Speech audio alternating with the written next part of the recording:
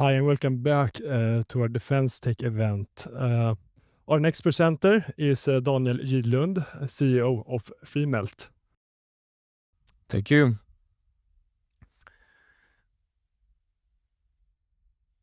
Okay,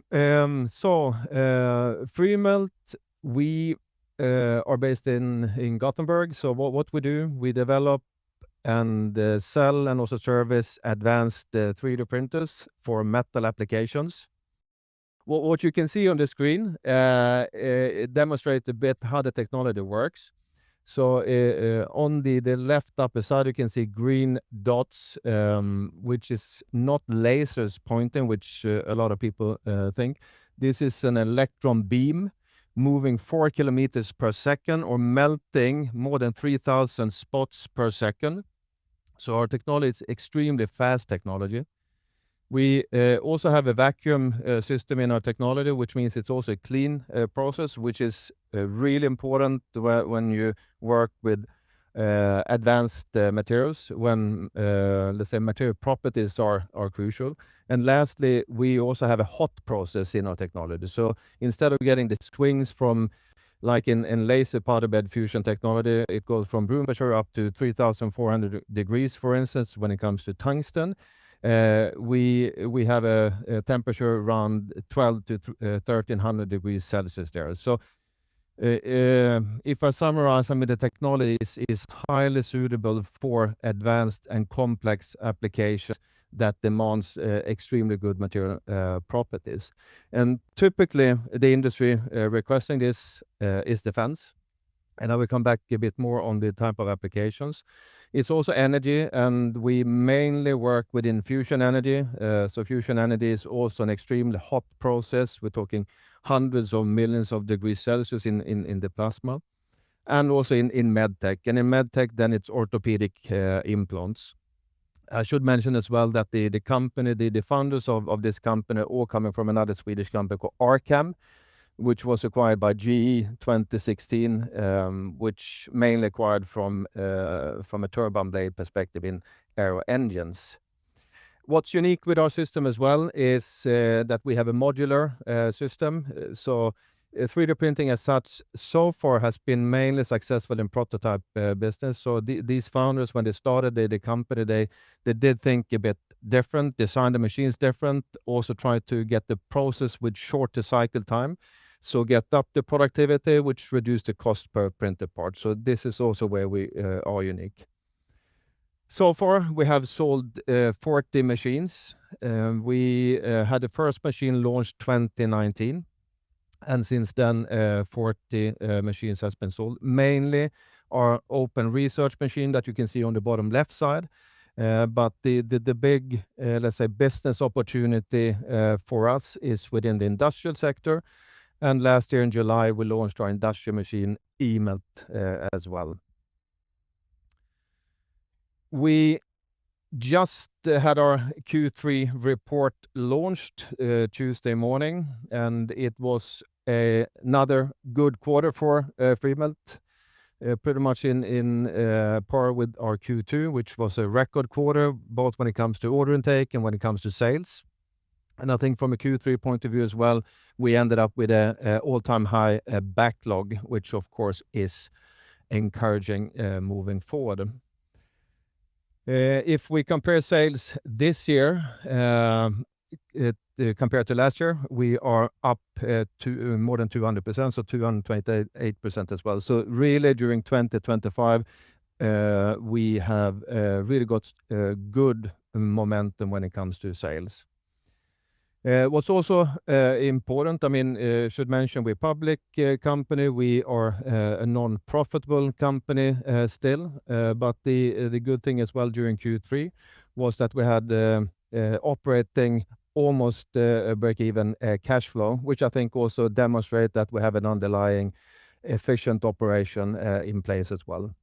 And this is something that we have worked a lot on during the past couple of years to really get control of efficiency. We, for instance, decided to outsource our assembly operation to Scanfil. So now when the the growth is happening, then we also need to have a much, let's say, more agile supply chain as well. So now Scanfil is manufacturing our machines from 1st of October. We have also continued our commercial expansion of growth. So the fastest growing market for additive manufacturing or 3D printing is China. So we signed up a strategic partner in China, highly specialized in the energy sector, which is a growing market in China, but also globally.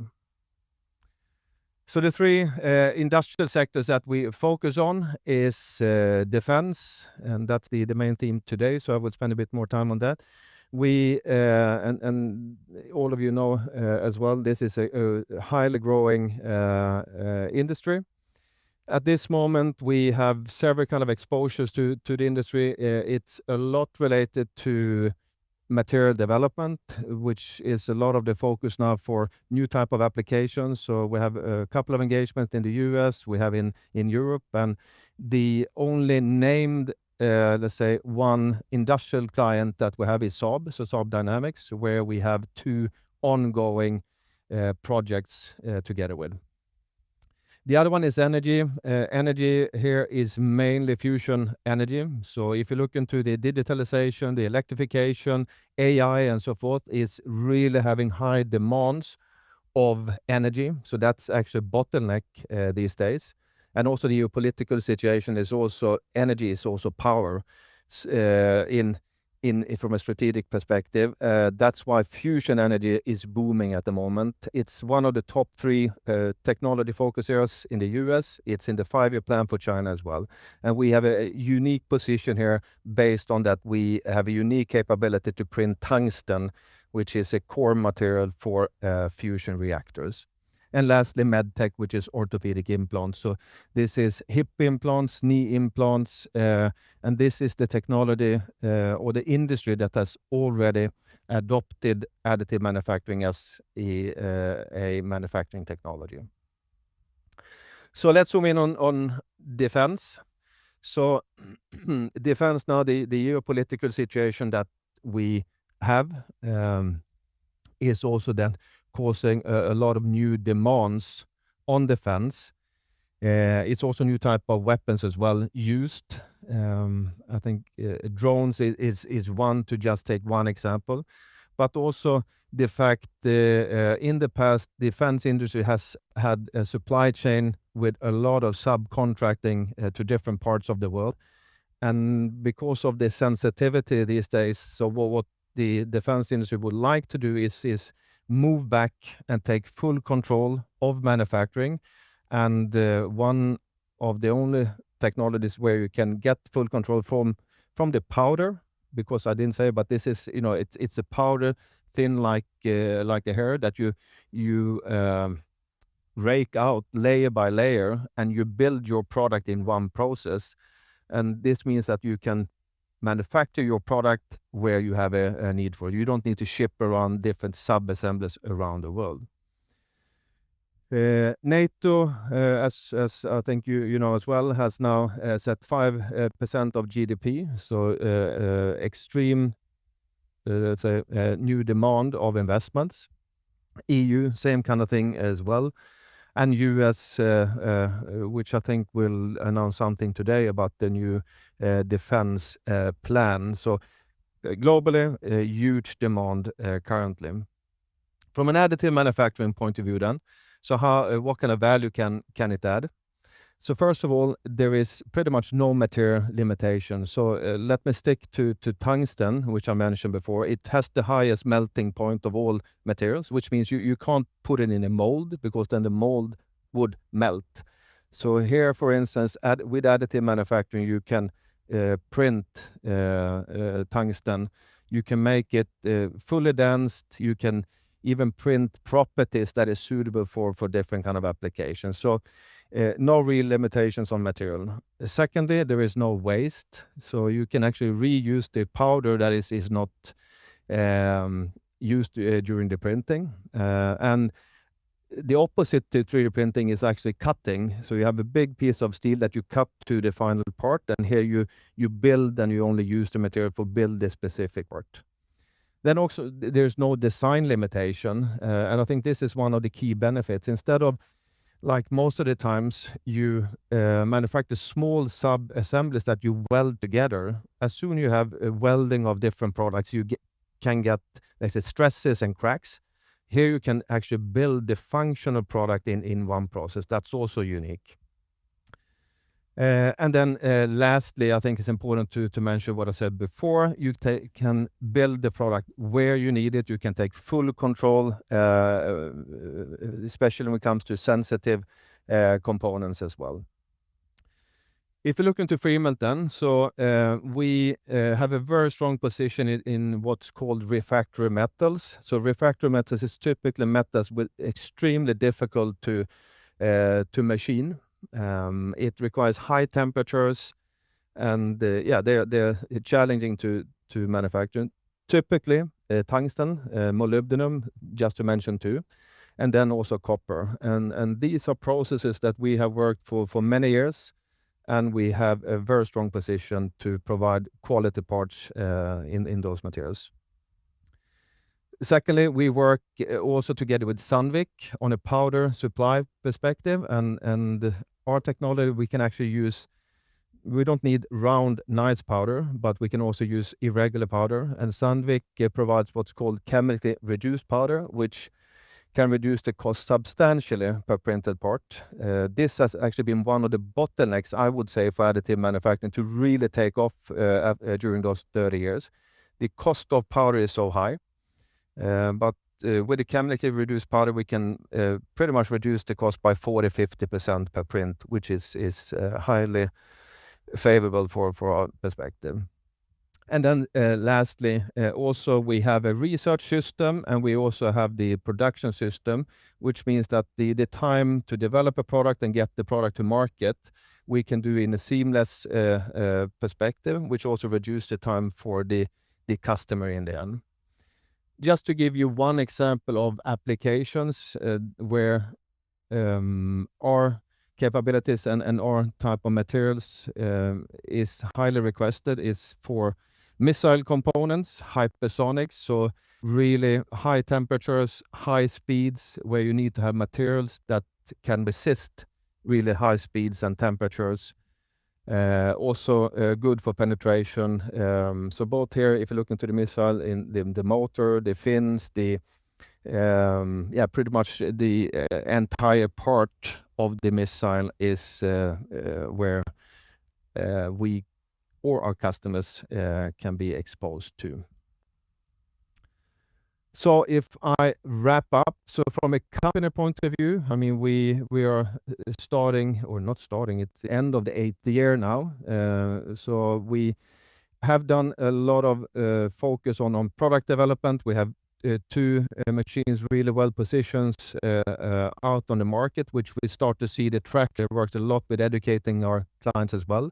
So we have really a breakthrough in all our industrial verticals since this year, which you could see on the numbers both in Q2 and Q3. We, from an industrialization point of view, we have outsourced now our manufacturing part, which means that we also can continue to grow even further. And also now stepping into China, we also expect to see some further acceleration of our growth during next year as well. Also the underlying business that we have an operation in Q3 with the operating cash flow pretty much on break even. I think that's also a very good indication and sign that we are moving in the right direction. And lastly, it's been a lot of talk about the additive manufacturing and 3D printing. I think if you go back 10 years, it was the even from a consumer point of view, I'm not sure in English now, årets julklapp, even a 3D printer. But it's been mainly focused on prototyping, and the issue has been it has not been efficient enough. So the cost to produce parts has been too high. And I think until now, with new technologies like we introduce, but also with the geopolitical situation, now the demand to for more advanced manufacturing is really taking off. So I think the time is really favorable for us now, not headwind, but more tailwind. So thank you very much.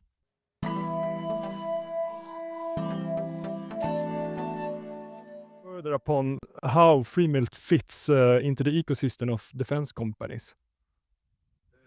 A very good question. So we can pretty much step in when, let's take Saab as an example, that would like to do a feasibility study of materials, if it's possible to get the properties for a certain kind of application. So we can step in there. We can sell a research machine to a company as well that is doing research on materials. And we can also then sell production machines when that application is ready to start to manufacture those parts.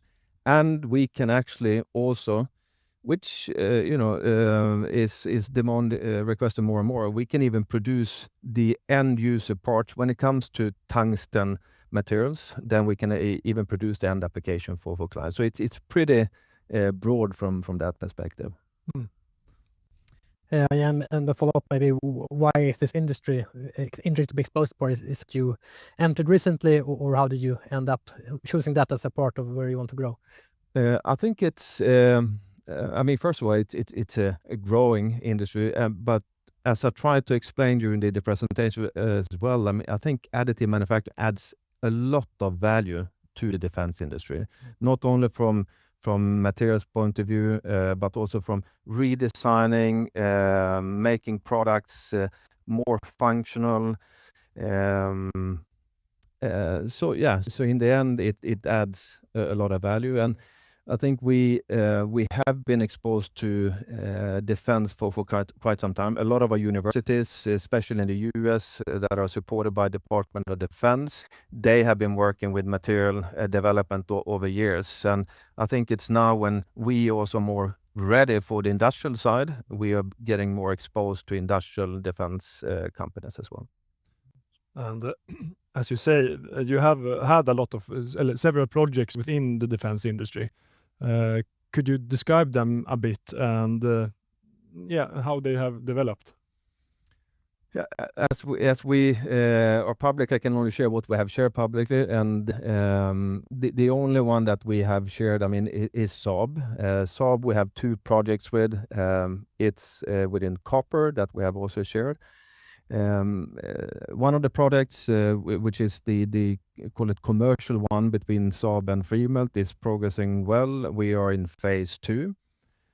So that goes according to plan. Then we have one together with Linköping University. It's a Vinnova funded project, and that is a product that is also developing according to plan, but that will end in early 2026.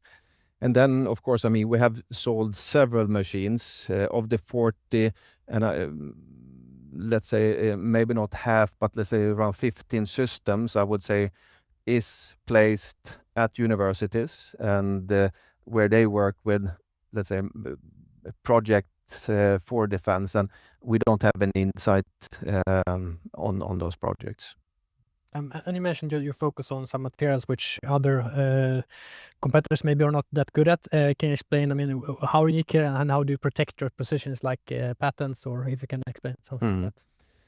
I think, I mean, at this moment, I mean, the majority of our competition is conventional manufacturing, so metal cutting, so CNC machining, etc. But I read somewhere that the defense industry was aiming or expecting that 19% of total manufacturing of metals should come from additive in the next couple of years. Definitely developing towards that. If I take our peers, because they are peers, which is good, most of them are in defense as well. I think our unique part that we have, firstly, the modularity, so the productivity. Then it's a lot about not just the technology of the machine, but it's also a lot about process development, to develop the process for, if I take tungsten, for instance, and that's complex. It's a lot of science. It takes years to do. And I think we have, we have at least at this moment now, we're ahead of the game there. But we always try to, of course, come up with new kind of innovations and then try to get patents around the processes, of course. That's all the time we have. Thank you very much, Daniel, for coming here today. Thank you.